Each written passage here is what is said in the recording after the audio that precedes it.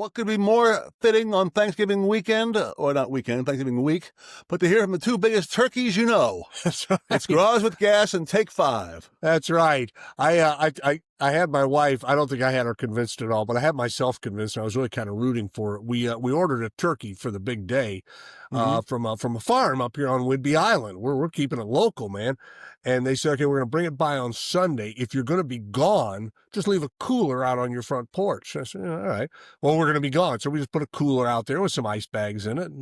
Okay. And so, I said to Renee, I go, so we've never ordered from these people before, right? And she goes, no. And I go, do we know for sure that they're delivering a dead turkey? Could it be live? What if it's a live? What if we get home from our little thing tonight? We're going to see Cheap Trick in concert, so we're in a great mood. We're coming on. What if we get home and we open the cooler and it's like, there's a big live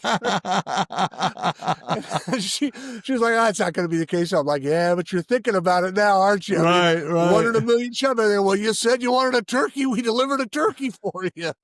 Could be more fresh. Oh, God, because she stepped on a wild turkey once on a hike, and Whoa. they are not particularly dangerous animals, but they're big and they'll scare the hell out of you, and that's exactly what that turkey did to her. Here's the thing, how so few animals like to be stepped on. That's a good point. It's an odd thing I picked up over the years, Gas. And in defense of her, the turkey was sleeping on a hiking trail we were on and was camouflaged. It's like, look, it's kind of your own fault there, dude. Sort of asking for it, Gobbler. You are asking for it. Indeed. Well, now where's your Seahawks glass this morning? Because there's a lot of people, since they didn't win 58-0, are saying, it's no good. I'm like, come on. My old rule of thumb, was there 1 minute in that game where it felt like they weren't going to win? No. I mean, maybe if Tennessee gets the onside kick and then moves 60 yards in 40 seconds. No, they were in control the whole day, and it's a road win, and you get out and you go home, right? Absolutely. I mean, you don't care how you win it in the NFL. You just care about winning it. I think the things that you worry about a little bit are things that happen in the course of the game that really had nothing to do with that game but might impact you later on. Right. Like, I hate to do it, Gas, but Sam Darnold. I want to sound like I'm picking on a guy who's really playing well. He was really playing well. But, I mean, what is he, a couple of inches away from throwing two picks in the first half? And it's just one of those circumstances where, they would have been on him if he did it. One of the things you're worried about with him is he tends to take chances when he doesn't have to. Right. Look at this game. You're not going to lose this game. You're 2 touchdowns better than this team. You don't make any mistakes. You're guaranteed to win it. So why force the ball into tight coverage at times? Right. Why not take a sack every now and then? I think he's still a little bit of that guy I can make the play in him that eventually gets him to some degree. So I'm not really concerned about it, but it is something that it was 4 picks last week. And in the first half of this week, you expect him to be extra careful against a lousy team, and, he's not. Walker really saved a pick 6 there, I think. No, I agree. And the thing that's maddening about him, Graz, and boy, he did it a lot in the Rams game. He did it a few times yesterday, and again, this is a guy trying to make a play, but it's like, come on, man, you've been in the league long enough to know now you don't have to make a play on every single play where he's rolling one way and then throws the other. It's one thing if you're rolling one way and you're trying to force it into a tight window, okay. But when you're spinning your body back and you're off balance, and it's a hard throw for anybody to make, and you're into coverage and that kind of thing. Again, he survived it yesterday, but will he survive it against a better team? That kind of trying to force the ball. Right. I mean, that's exactly it. And I think that's the one takeaway that I took from him. I mean, he's fine otherwise, man. Yeah. Everything else he can do. It's just a question of, and they understand it, I think. The Seahawks certainly do. It's just a question of, look, man, it's not going to be bad to take a sack at all. Not going to be bad to throw it out of bounds at all. None of that stuff really matters. We got other possessions. We got a great defense. What's the most important thing for us to do? Not turn the ball over. Right. And, that's what I look at when I look at that game. I could care less about whether they won 45-0 or 24-23. It's the stuff that happened in the game that can happen in other games that can, lead to different outcomes is what I look at. So, I saw that on the one side. On the other side, I mean, that defense, man, they are heroic. I understand it's not a great team, but, you took injuries in that game. You're down in depth really seriously in some key positions on defense, and you still played a pretty good game. Really, you could say a very good game considering all the guys you were missing. So I was really impressed with the defense. The special teams thing surprised me. It's probably surprised everyone. They've been great at that all year, so I'm not worried about that either. I think, you got to win. That's all that matters. You didn't stub your toe, and you just look around the league again. Every week, teams are losing games they have no business losing, and the Seahawks have no business losing this one, and they didn't lose this one. Right, and I'll step right into that foolish gap you just opened and say now their next 2 games, Grouse, are really winnable, which means nothing in the NFL. Right. The Vikings coming in this weekend, that should be fun. Darnold against his old team. They're starting to regret maybe putting all of their eggs in the J.J. McCarthy basket, but let's give that a little time to play out. And then you go to Atlanta, and they're reeling a little bit with, aren't you just sick about Penix? I mean, the guy, he just feels like he's going to be one of these guys where injuries are going to undo so much of the greatness that he potentially has. Maybe not, maybe not, but that's a tough blow. I'd rather see him play than not play in 2 weeks, but he's not going to, obviously. Yeah, I don't know, man. It really is going to be tough on him. I think really tough on him because his delivery has slowed down, it appears, like when he was playing. They were talking about that a lot, too. So, yeah, it's rough, but you're exactly right, man. It doesn't make any difference what they're doing, what they don't have on the field is the guys they do have on the field who might be coming up big and can beat you. So, right, you can't take anything for granted, and I don't think they will. A result yesterday that I thought was kind of intriguing. I think you and I have both liked this guy, and we see that he's got some shortcomings, but let's give him a little time. I was happy to see Shedeur Sanders get a win. I've liked this kid from the start. It seems like the people that don't like him didn't like him because he's Deion's kid, and because of that, he got a lot of attention. And in college, he was 36-15. Now, the bulk of that came at Jackson State, but nevertheless, he knows how to win. Now, winning at Jackson State or even winning, he went 13-12, I think, at Colorado. That's different than winning in the NFL, but he gets his first start yesterday and he wins, and people are picking it apart. Well, he didn't do this and he didn't do that. It's like, God, let's give, hey, the league always needs to cultivate new stars at quarterback, and it always does. There's guys that come along and suddenly I would love for him to become one of those guys because he's a guy who attracts a lot of attention. And for that matter, I'll go the other direction. People that don't like him because he's Deion's kid, I like him because he's Deion's kid. He seems like he's got a little bit of his dad in him. Yeah, there's something the Browns quarterbacks don't do in their first ever appearance for the Browns. Win.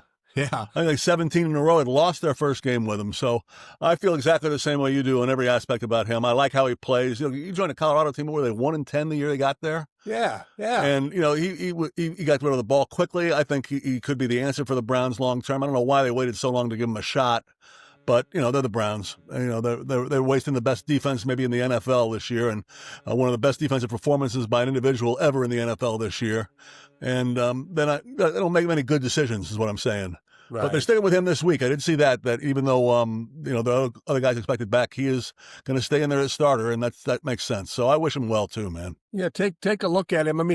I wonder if in our information overload age, and I mean this is more or less as a compliment, although we knew the original, so it's a little different. But there's a million John Claytons out there now. There's these people, and I don't dispute that they know a lot about football. These people that just watch tape all the time, men and women, reporters who, pick your guy, pick your gal. There's plenty of people offering up opinions, but I think the judgment is so instantaneous anymore, particularly about quarterback, which is, frankly, a pretty easy position to look at and pick apart. Right. And there's no room for growth. I looked up just for fun. I kind of knew this, but there's a quarterback once, Graz. In his first 22 starts, he was 10-12, 22 touchdowns, and 18 interceptions. He'd be getting destroyed by the NFL analysis machine. You can't run this guy out. He's not going to win. That's Matt Hasselbeck in his first 22 games with the Seahawks. But they stuck with him, and it wasn't easy. We know Holmgren was ready to tear his throat out sometimes, but he stuck with him, and then he started winning, and then he kept winning. And you could certainly Russell probably is the greatest quarterback ever. You got to give him that Super Bowl win for that. But Hasselbeck got him to a Super Bowl, had some great games, and his first 22 games did not look like a guy who was going to have a great NFL career. He ends up in the Ring of Honor for the team. You've got to give these guys a little, and I bring that up to circle back around to J.J. McCarthy. Everybody in Minnesota is like, oh my God, never should have gotten rid of Darnold. What do we? Let's, give it some time, man. This is a hard position to play. To say the very least. And, in the case of Hasselbeck here, he was in his, third year, fourth year? Third year is when they went 10-6, and they had a strong finish, and then catapulted that into the run the next 5 years. Yeah, but I mean, when he first got here, he had already been in the league a couple of years. Yeah, he had about yeah. You're right. Good point. I mean, he'd been understudied to Favre. Right, He'd, picked up some stuff and still couldn't get it going. You got guys now who are coming in as rookies and playing right away and getting criticized for how they're playing. Yeah, which I think we obviously, and again, this is another one of the great benefits of social media. It's turned us all hypercritical about everything. Right. Again, the old joke I was using this weekend about how my favorite thing about social media is I don't like something, and I don't want you to like it. Okay, if I don't like it, that's fine. Why do I have to get everybody else not to like it? How about if I just don't like it? And I think that kind of hive mentality obviously exists around the NFL, which is wildly popular, and it's part of what the popularity is. Everybody watches. But give these guys some time. It'll be interesting to see, to me, what Sanders does. And, maybe he's going to fall on his face a few times, but that doesn't, the great example when we were kids was Jim Plunkett, who dinked around, and then finally, late in his career, really started putting it together and won a Super Bowl, and is thought of as a pretty gritty NFL quarterback. Not the greatest, maybe, but a guy who did hang around and take some lumps and then get going. It isn't Absolutely. Always a guy that comes out right away and delivers the goods. How about your Huskies over the weekend, by the way? And that's another one. I'm going to the hypercritical mode. There's people, they weren't as dominant as I want them to be. I'm like, I don't know what Fisch has to do to win people over up here. It's kind of amazing to me that the fans have kind of hounded him almost out. You want to leave? No, I don't. You want to leave? No, I don't. You want to leave?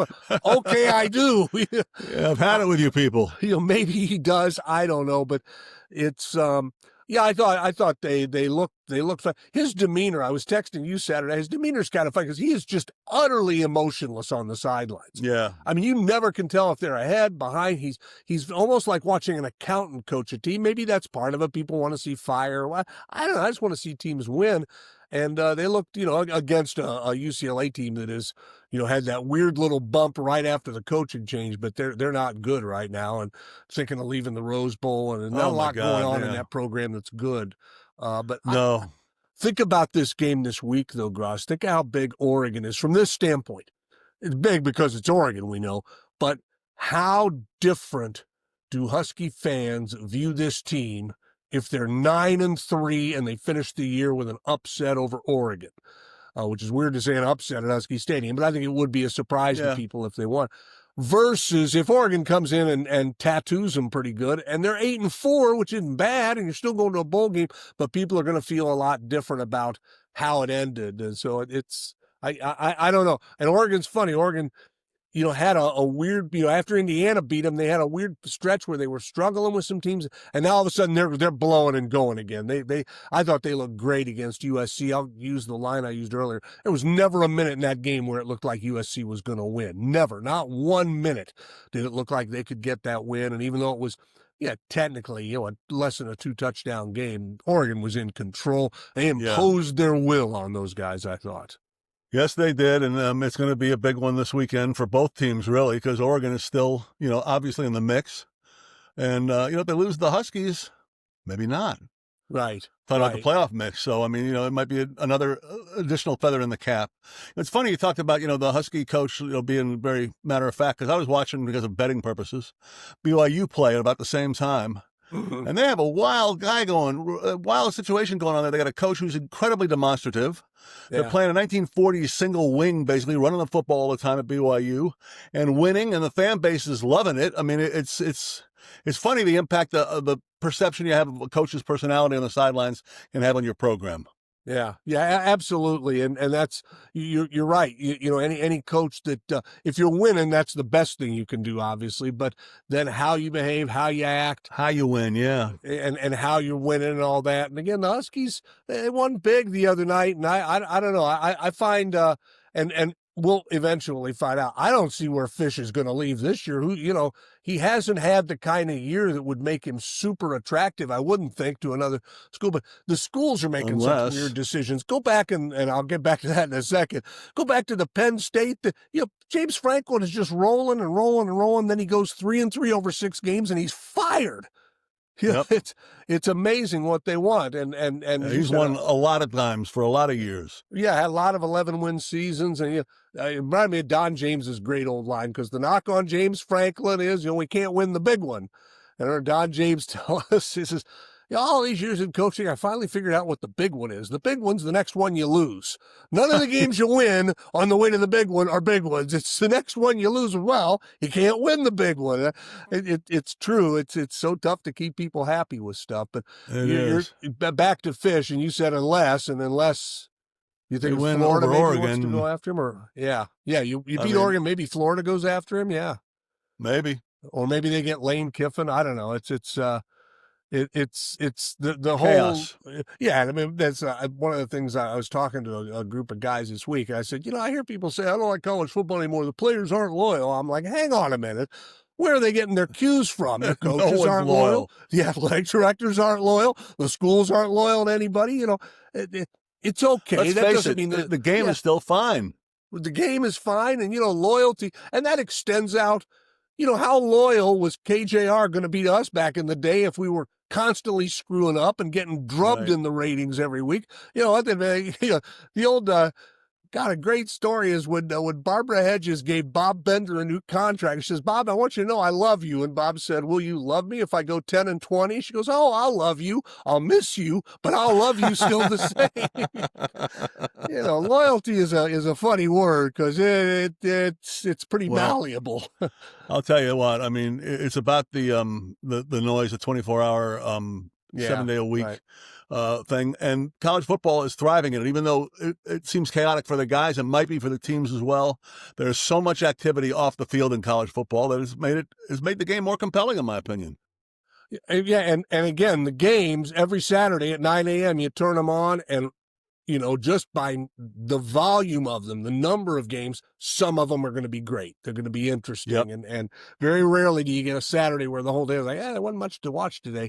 And the game, we've talked about this going back to, I think the first time you and I talked about this was after the owners locking the players out in 94, canceling a World Series.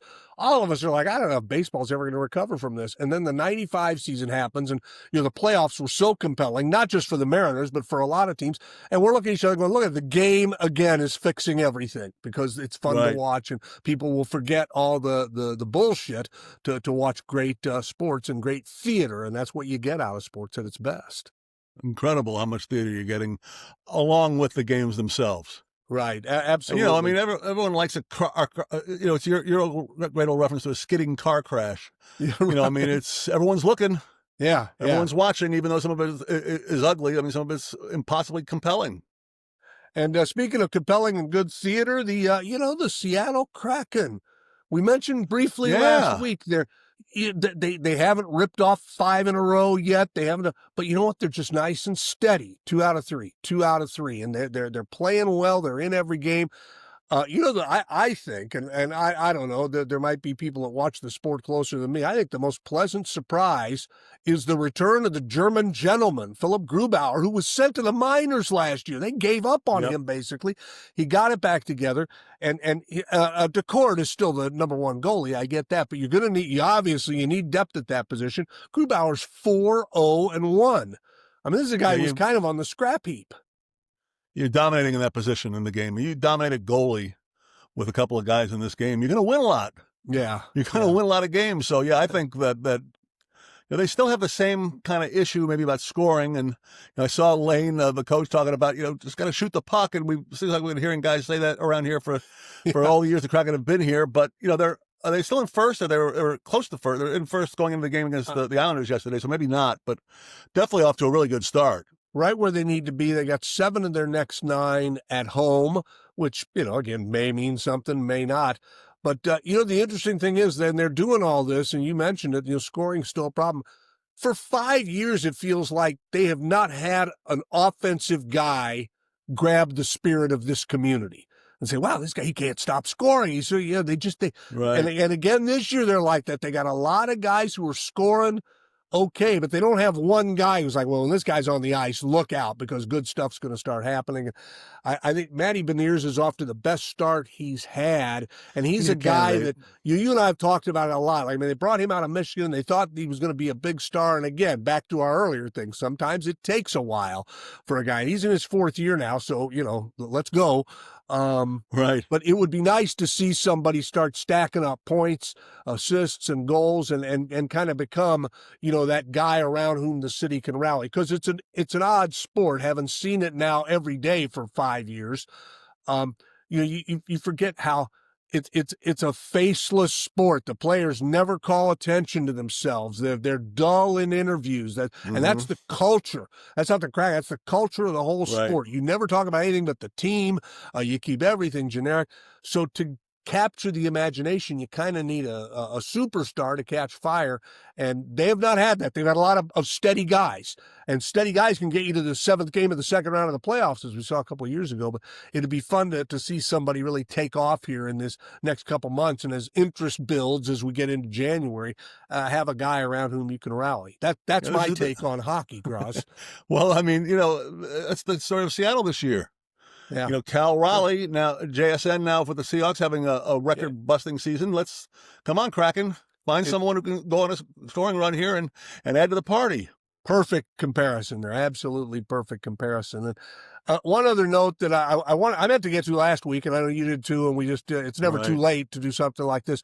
Just a tip of the big Graz with Gas Take 5 cap to Kenny Easley, who's 68 years old. I mean, far, far too young, and gave his life really to football. Was involved in a weird thing where he's suffered kidney damage from all the Advil he took. He claims nobody told him. I mean, who knows? But it a long time to repair that breach. Yeah. Yeah. And I wanted to bring that up because it allows us to give a pat on the back to two people we both know and love quite well, and a lot of fans may not. And that's Gary Wright and Sandy Gregory. And I know both of them, Seahawks executives. And in the years when Kenny wasn't talking to the team, Gary told me, he says, every few weeks, I just call him and leave a message. I said, why are you doing that? And he goes, I want him to know this is home. The door is open. And Gary, he is such a great person. And he ultimately was who called him and said, hey, we want to put you in the Ring of Honor. And it's come on, it's time to put this to bed. And the people that you were mad at are gone. And fortunately, because these kind of things, I think, just make us feel good about it. Fortunately, he agreed and he saw the wisdom of that. And his name lives now in infamy, and not in infamy, in fame, and should in the Ring of Honor. Terrific player, huh? Along with Gary Wright. Along with Gary Wright. Ring of Honor. Yeah. Give you an idea of what kind of an operator he is behind the scenes. And Kenny Easley was a Cam Chancellor. I mean, people who saw Cam Chancellor in his prime, that's a lot what Kenny Easley looked like. Right. Hitter extraordinaire, fantastic player. Career was too short, but you're right. The Kenny thing really messed him up, and just really losing a great guy. And I was glad to see, I know you were too, you just went through it all. It's good to see him, patch things up. Right. And, be back in the fold and all that happening before it was too late. And again, it was primarily Gary. There were probably others, but that's what great leaders do. We seem to be looking for great leaders at times. A great leader, very quietly behind the scenes, says, I'm going to call Kenny every month or so, leave him. And then I don't think they ever talk. Gary said, just leave him a message. So, we're thinking about you. And hey, you ever need anything, give us a call. And that's what a great leader does. I'll sum it there. Good point. Very good point. All right, here we go, guys. We're going to DuPont, Washington, just south of the Metroplex, or whatever we call this big megalopolis. Troopers, this is last week's news. Troopers have cited the driver of a semi-truck that crashed with a load of live chickens on Interstate 5 near DuPont. They've cited him with, negligent driving. He fell asleep. He admits he fell asleep. He was driving all night, driving a truckload of chickens, falls asleep, and there's a huge crash.